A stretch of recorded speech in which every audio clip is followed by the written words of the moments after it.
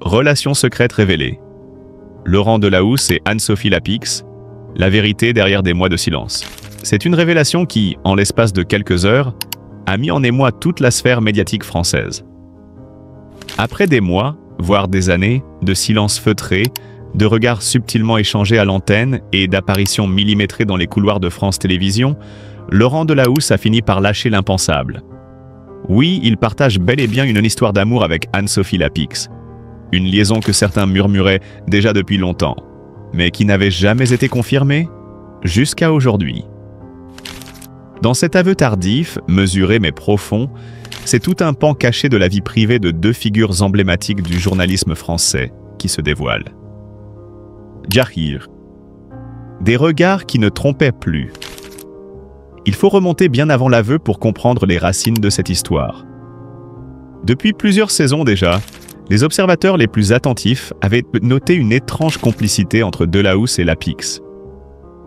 Pas de gestes déplacés, bien sûr, mais des échanges de regards aux moments les plus anodins, des sourires esquissés lors de passages éclairs dans les émissions spéciales, et surtout, ce silence. Un silence pesant, maîtrisé, presque chorégraphié.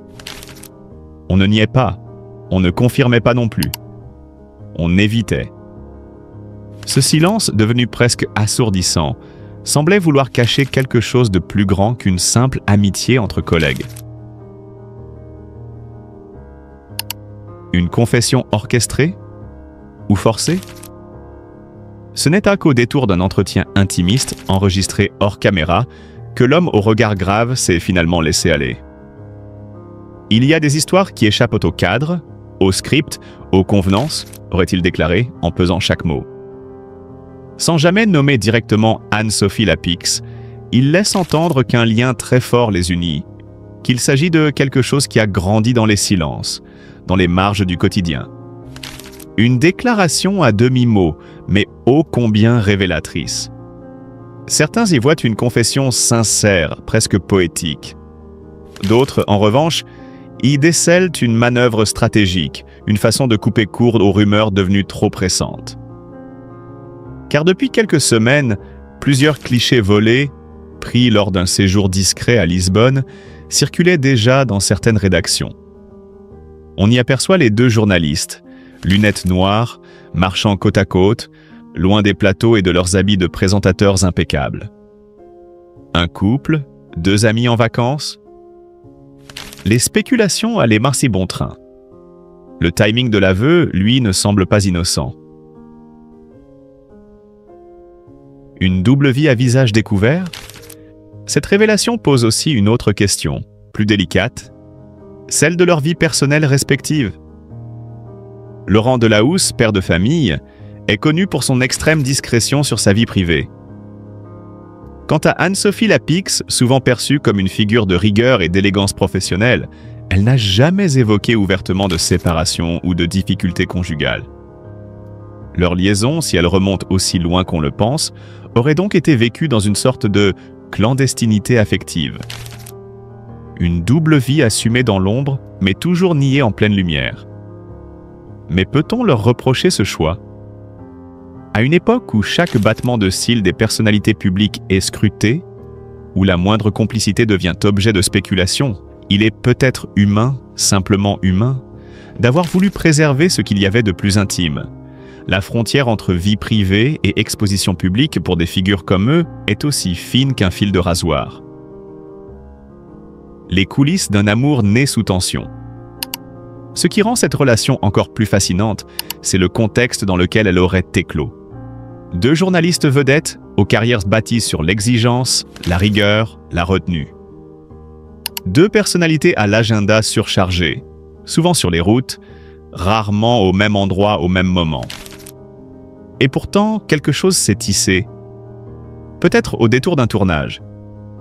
Peut-être dans un salon feutré de la maison de la radio. Peut-être dans un moment de doute ou de fatigue, où l'autre devient un refuge. Des sources internes parlent d'une relation faite de silence, de rendez-vous volés, de messages codés. Rien de clinquant, rien de spectaculaire. Juste deux êtres qui ont tenté de s'aimer sans bruit, dans un univers où tout finit par faire du bruit. Et cela rend leur histoire plus crédible, presque plus belle. Car il ne s'agit pas d'une idylle née sous les projecteurs, mais d'un amour discret, fragile, tissé dans les interstices du quotidien. Et maintenant que le voile est levé, que reste-t-il? Le public, forcément curieux, réclame des réponses. Les rédactions s'agitent. Les talk-shows préparent déjà leurs segments. Mais ni Delahousse ni Lapix ne semblent vouloir jouer le jeu de la médiatisation à outrance. Ils continuent à exercer leur métier avec la même rigueur. Ils apparaissent comme toujours à l'écran, posés, professionnels. Mais un détail a changé. Ce regard, encore une fois, que l'un lance à l'autre, désormais plus serein, presque soulagé. Ce n'est pas tant la relation en elle-même qui choque ou fascine. Ce sont des adultes, libres, responsables. Non, ce qui intrigue, c'est le choix du secret, la patience avec laquelle ils ont su cacher, protéger, cultiver ce lien dans un monde où tout finit par se savoir. Et peut-être est-ce là, finalement, leur plus grand tour de force. Avoir aimé sans s'exposer, avoir attendu pour dire et avoir su, contre toute attente, préserver une forme de pureté dans un monde saturé de faux-semblants. Car au fond, leur histoire n'est ni scandaleuse ni exemplaire. Elle est simplement vraie. Et c'est peut-être cela, aujourd'hui, qui nous bouleverse. Laurent and Anne-Sophie. De collègues à amants, une idylle dissimulée sous les feux de la rampe. Pendant des années, les téléspectateurs français ont vu défiler, soir après soir, deux visages emblématiques du journalisme. Laurent Delahousse et Anne-Sophie Lapix. Élégants, professionnels, posés, ils incarnaient à eux seuls la rigueur et le charisme du journalisme audiovisuel hexagonal. Mais derrière les projecteurs, dans les coulisses des plateaux télé, un autre récit s'écrivait. Silencieux, intime, chargé d'ambiguïté et de regards échangés dans un langage que seuls deux cœurs en éveil peuvent la comprendre. Aujourd'hui, ce que beaucoup soupçonnaient, en silence, semble se confirmer. Laurent et Anne-Sophie n'étaient pas que deux visages de l'information. Ils étaient, dans l'ombre, deux âmes liées par un fil plus fort que la raison professionnelle. Une proximité professionnelle. Trop parfaite? Tout commence il y a plus d'une décennie, alors que les deux journalistes évoluent dans des sphères médiatiques parallèles. France Télévisions devient leur terrain commun. L'un incarne le sérieux teinté d'humanité du 20h du week-end, l'autre impose une rigueur tranquille sur les plateaux de C'est à vous, puis au JT de 20h en semaine. À première vue, rien ne les unit sinon une admiration mutuelle et un respect professionnel sans faille. Mais les observateurs les plus attentifs, techniciens, assistants de production, maquilleurs, se rappellent aujourd'hui d'une connivence difficile à masquer. Une main qui effleure le bras de l'autre lors d'un enregistrement. Un rire échangé entre deux prises. Un regard un peu trop long pendant un événement télévisé. Il n'en fallait pas plus pour éveiller les soupçons. Mais à l'époque, personne n'osait franchir le pas de l'interprétation. Delahousse était discret par nature, Lapix farouchement indépendante. Ils s'avèrent se fondre dans l'invisibilité exigée par leur statut. Le prix du silence. C'est sans doute ce qui rend leur histoire si fascinante. Ce qu'ils ont partagé a été volontairement tu pendant des années. Pas de photos volées, pas de confidences malheureuses à un magazine People. Juste une discipline, presque militaire, à ne jamais exposer leurs liens. Pourquoi tant de précautions? Parce qu'ils savaient. Ils savaient que dans un monde médiatique avide de scandales, leur relation aurait été disséquée, analysée, exagérée. Ils savaient qu'un mot de travers pouvait ruiner leur crédibilité. Mais ce silence a un coût. Et dans les méandres de leur vie privée, ce coût s'est traduit par des choix douloureux, des concessions, parfois même des éloignements stratégiques. Selon certaines sources internes à France Télévisions, des réorganisations éditoriales auraient même été initiées pour éviter que les deux se croisent trop souvent en public, de peur que les regards ne trahissent ce que les mots refusaient d'avouer. Une révélation qui n'en est pas une. Et puis un jour, sans fracas, les langues se délient. Une rumeur persistante court sur les réseaux sociaux, alimentée par une photo floue, un geste interprété. Des journalistes People flairent le filon. Et soudain, Laurent Delahousse, d'ordinaire si réservé, décide de briser le silence. Lors d'un entretien en off, il confie, à demi-mot, « Il y a des liens qu'on ne choisit pas. Anne-Sophie, c'est plus qu'une collègue. » Une phrase qui, en surface, reste vague. Mais pour qui sait lire entre les lignes, elle est lourde de sens. Ce moment marque un tournant. Non pas parce qu'il officialise la relation, aucun communiqué n'est publié, aucune apparition publique en couple n'est prévue, mais parce qu'il vient mettre fin à une époque. Celle du secret, celle du poids du non-dit, celle où aimer signifiait dissimuler. Dulras, le dilemme de l'exposition. Faut-il rendre public un amour lorsqu'on incarne l'information? La question, aussi ancienne que le métier lui-même, ressurgit avec acuité dans le cas de Delahousse et Lapix. Leur histoire soulève un paradoxe profond. Comment conjuguer passion intime et exigence de neutralité professionnelle? Comment aimer dans un monde où chaque sourire est scruté, chaque absence interprétée? Les avis divergent. Certains dénoncent une hypocrisie médiatique. Pourquoi tant de mystères alors que d'autres couples du PAF s'affichent sans détour?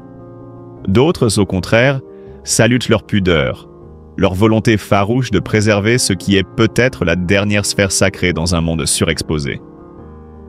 Celle de l'intimité.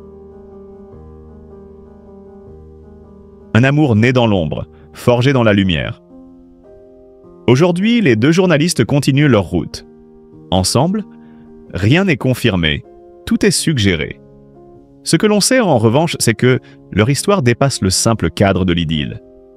Elle incarne une tension universelle, celle entre vie publique et vie privée, entre devoir d'informer et droit d'aimer.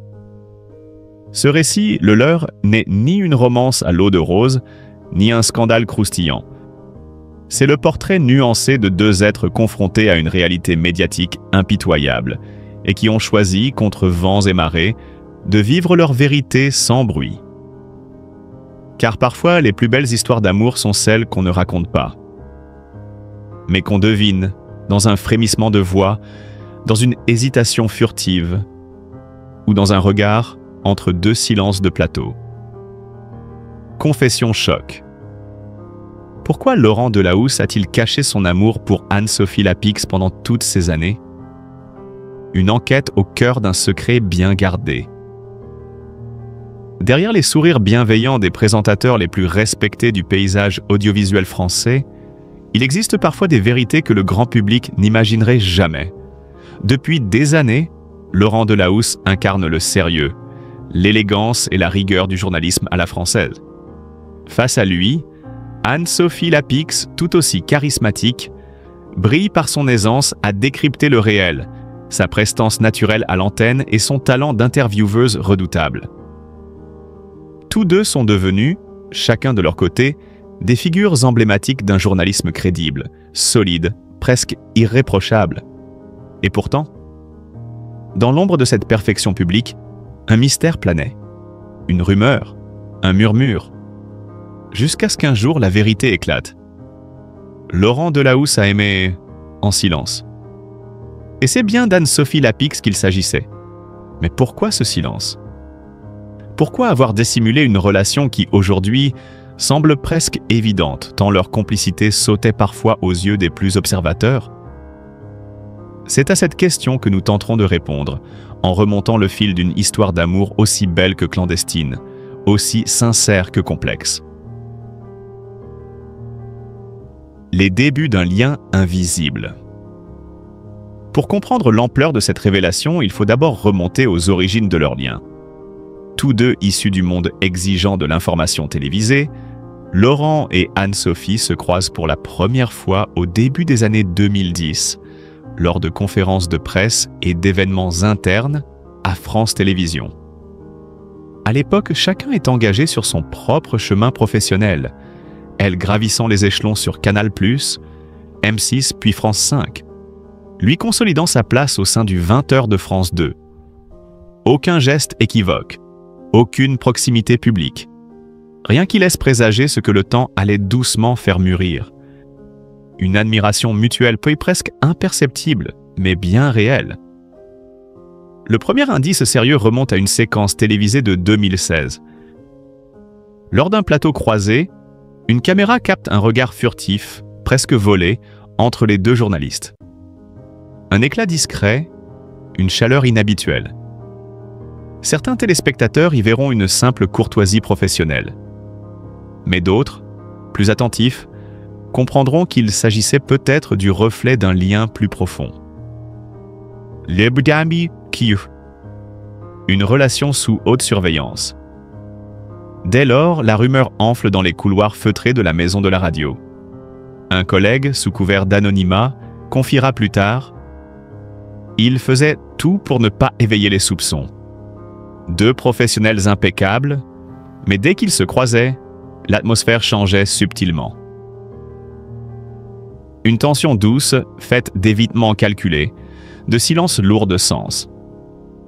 Très vite, une décision s'impose. Si lien il y a, il doit rester secret. Pour ne pas nuire à leur carrière respective. Pour préserver leur indépendance éditoriale. Pour éviter que leur professionnalisme ne soit entaché par des accusations de collusion ou de favoritisme. Cette volonté de discrétion se traduit par une discipline presque militaire. Aucune apparition publique commune. Aucun mot lâché à la presse. Même leurs proches restent longtemps dans l'ignorance. Le silence devient leur seul allié et leur seule prison. Les raisons profondes du silence. Mais pourquoi avoir tenu aussi longtemps? Pourquoi, même après des années, continuer à nier ou à éviter les questions? La réponse, nous la trouvons dans les confidences récentes de Delahousse lui-même, accordées à demi-mot lors d'un entretien en marge d'un événement caritatif. Certaines choses méritent d'être préservées. Ce que l'on partage, à deux, n'appartient pas toujours au regard des autres. Ce propos, énigmatique pour certains, sonne comme un aveu pour d'autres. Laurent Delahousse, homme de mots pesé, reconnaît enfin que l'amour ne se crie pas toujours sur tous les toits. Mais au-delà de cette pudeur personnelle, d'autres motifs plus complexes apparaissent. À commencer par la peur d'instrumentalisation médiatique. Dans un monde où le moindre frémissement dans la vie privée d'un animateur devient matière à spéculation, où les tabloïds traquent les moindres gestes, assumer une relation amoureuse entre deux stars de l'info pouvait devenir un piège. Nous étions conscients que le jour où cela sortirait, tout serait analysé, déformé, surinterprété. On ne voulait pas que notre histoire devienne un feuilleton. Aurait confié Anne-Sophie Lapix à une amie proche. Du buzz à l'huile. Quand l'amour devient politique. Il y a aussi, et peut-être surtout, une dimension symbolique à cette dissimulation. En incarnant chacun le visage de l'information neutre et objective, Delahousse et Lapix étaient devenus des repères dans une société fragmentée. Afficher un amour public aurait pu provoquer des soupçons de partialité, des accusations insidieuses. Est-ce qu'elle obtient ses interviews plus facilement grâce à lui? Zrenia, est-ce qu'il couvre ses erreurs? Component placement, sont-ils une alliance de pouvoir?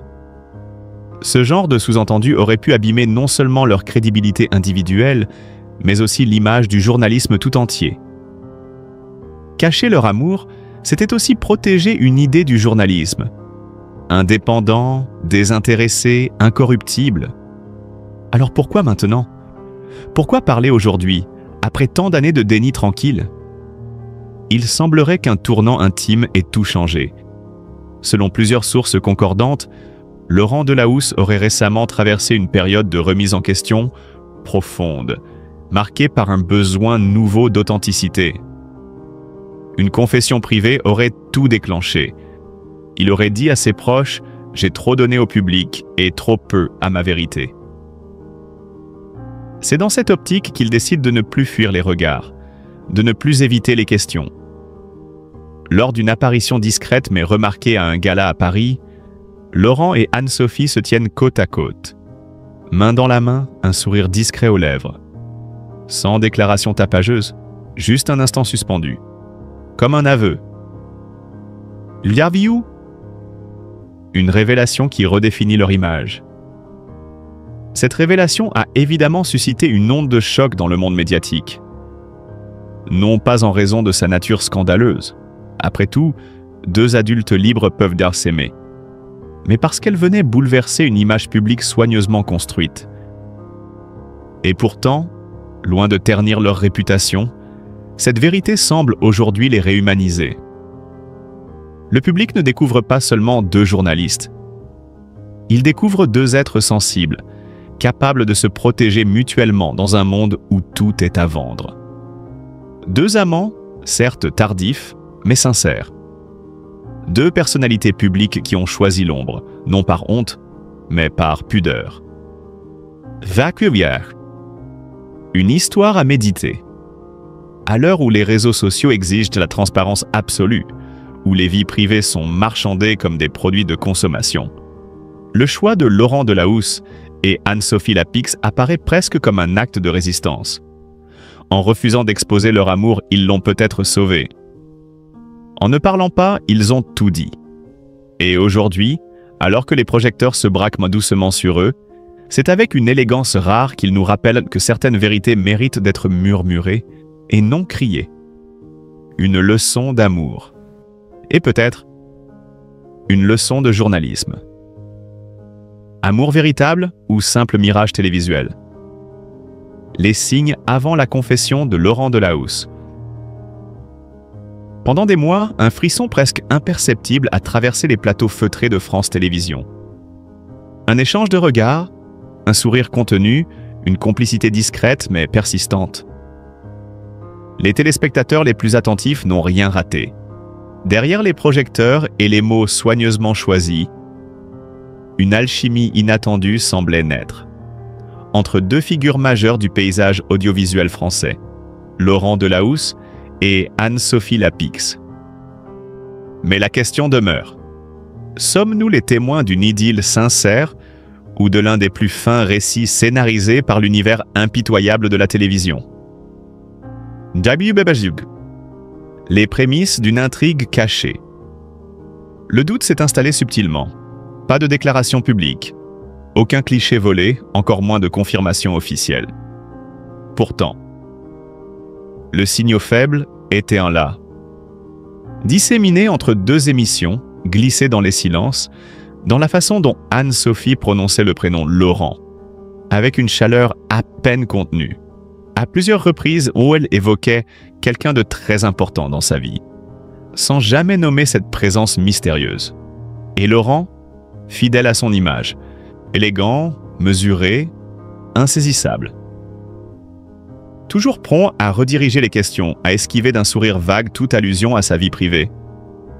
Mais derrière cette façade maîtrisée, certains observateurs aguerris ont noté un changement. Moins d'apparitions publiques avec d'autres femmes, un certain recul sur ses anciennes déclarations de célibat assumées, et surtout, une tendresse palpable. Chaque fois qu'il partageait l'antenne avec Anne-Sophie, une mécanique médiatique bien huilée. À ce stade, deux lectures s'opposent. D'un côté, les partisans d'un amour véritable, né dans la sincérité d'un quotidien partagé au sein d'un même univers, fait de rigueur, de passion et d'horaires décalés. De l'autre, ceux qui soupçonnent une construction, voire une mise en scène subtilement orchestrée pour capter l'attention, alimenter les discussions et maintenir une part de mystère autour de deux figures déjà bien installées. Il ne faut pas oublier que la télévision est aussi une fabrique d'émotions. Et que le spectateur, déjà attaché au visage familier du journal télévisé, réagit instinctivement à la promesse d'une histoire d'amour à l'écran. L'effet miroir est puissant, et les producteurs le savent. La moindre connivence devient symbole, chaque échange devient potentiel indice. Quand les non-dits parlent plus fort que les mots. Pendant des mois, les silences ont été plus éloquents que les phrases. Laurent Delahousse, pourtant rompu à l'art de la communication, se montrait inhabituellement évasif, dès qu'une interview s'aventurait sur le terrain de ses sentiments. L'homme qui a si souvent mis en lumière les histoires intimes des autres se refermait sur la sienne avec une pudeur presque suspecte. À l'inverse, Anne-Sophie, toujours vive et directe, semblait parfois retenir des sourires complices. Comme si elle dissimulait quelque chose de précieux. Certaines séquences d'émissions ont été scrutées image par image. Le moment où elle lui tend un verre d'eau avec une douceur inhabituelle. Ce fou rire partagé en plein direct. Cette main qui effleure un dossier de chaise, comme un geste presque inconscient, presque affectueux. Des gestes infimes, mais répétés, qui ont nourri les rumeurs, amplifié les spéculations. L'aveu qui change tout.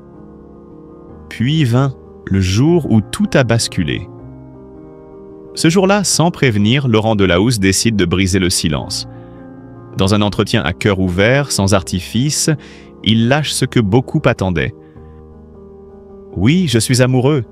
Depuis un moment, et ce n'est pas une fiction. » Une déclaration sobre mais lourde de sens.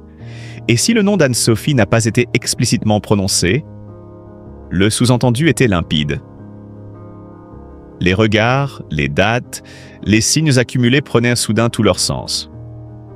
Une vérité longtemps dissimulée, peut-être par respect, peut-être pour préserver une forme de magie discrète, venait d'être confirmée. Entre réalité et perception, ce que le public veut croire. Mais même après cette confession, le débat ne s'est pas éteint. Certains y voient la confirmation d'un amour sincère, né à l'abri des caméras malgré leur omniprésence. D'autres continuent de penser qu'il s'agit d'un mal-effet de réalité savamment entretenu. D'une narration bien ficelée dans un monde où l'image vaut souvent plus que la réalité. Car au fond, qu'attend le public d'une telle histoire? Du rêve, de la passion, un peu de drame et surtout une part d'authenticité. La télé ne se contente plus d'informer, elle inspire, émeut, fait vibrer. Et une romance entre deux journalistes stars, au caractère complémentaire, au regard chargé d'émotions, offre précisément ce cocktail